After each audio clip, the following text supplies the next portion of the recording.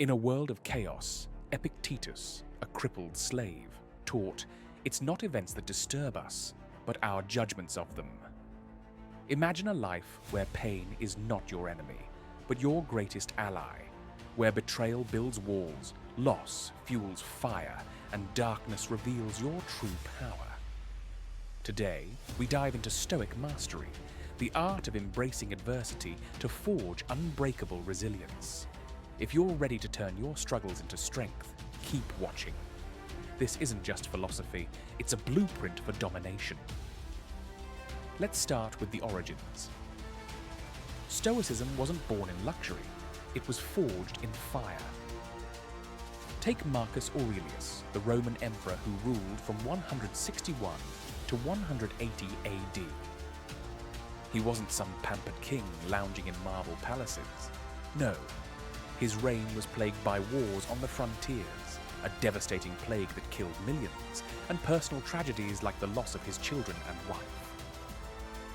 Yet, amid this chaos, he penned Meditations, a journal not meant for publication, but for self-mastery. "The happiness of your life depends upon the quality of your thoughts," he wrote. Marcus understood that external events are neutral. It's our interpretation that gives them power. Think about it. A rainstorm ruins a picnic for one person but nourishes a farmer's crops for another. The event is the same. The response defines the outcome. Epictetus, Marcus's philosophical predecessor, took this to extremes. Born a slave in Hierapolis around 50 AD, he endured unimaginable cruelty. His master once twisted his leg for sport until it snapped, leaving him lame for life. Epictetus's response? Calm acceptance. "You'll have broken my leg," he said, "but not my spirit."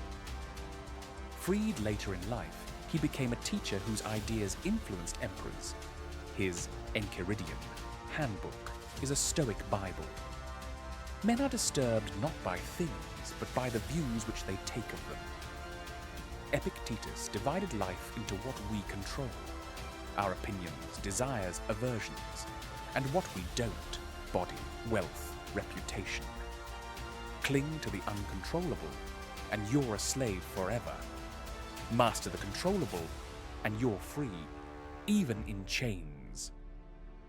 Seneca, the third Stoic giant, lived a life of contrasts. A wealthy advisor to Nero, he navigated court intrigue, exile, and eventual forced suicide. "Luck is what happens when preparation meets opportunity," he said. Seneca's letters to Lucilius are goldmines of practical advice. We suffer more often in imagination than in reality. He practiced voluntary discomfort, cold baths, simple meals, to build resilience. Why? Because adversity is inevitable, preparation is optional. These three, Marcus, Epictetus, Seneca, form the Stoic Trinity. Their lives weren't easy, but they turned hardship into harmony. In today's world of instant gratification, their lessons are more vital than ever. So, how do we apply Stoic mastery to embrace adversity? First, understand the dichotomy of control. Epictetus's core idea: focus on internals, ignore externals. You can't control traffic, your boss's mood, or global events, but you can control your reaction. When cut off in traffic, the Stoic doesn't rage. He thinks, "This is nothing to me." This shift saves energy for what matters.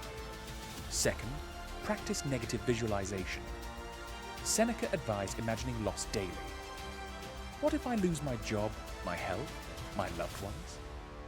Not to be morbid, but to appreciate what you have and prepare for what's coming. It reduces fear. When adversity hits, it's familiar, not fatal. Third, view obstacles as opportunities. Marcus's "The impediment to action advances action." Stuck in a dead-end job? Use it to build skills. Heartbroken? Channel it into self-improvement. Stoics see adversity as the gym for the soul. Pain is the resistance that builds muscle. Fourth, cultivate voluntary discomfort.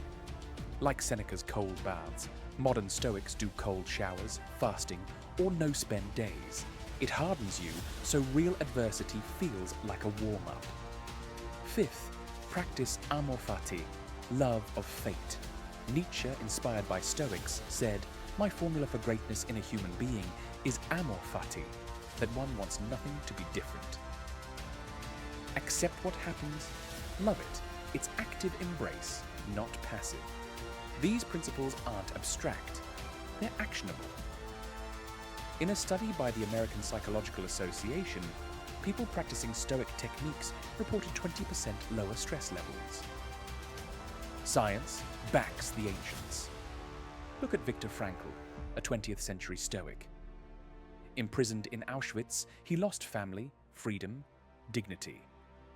But he clung to Epictetus's dichotomy.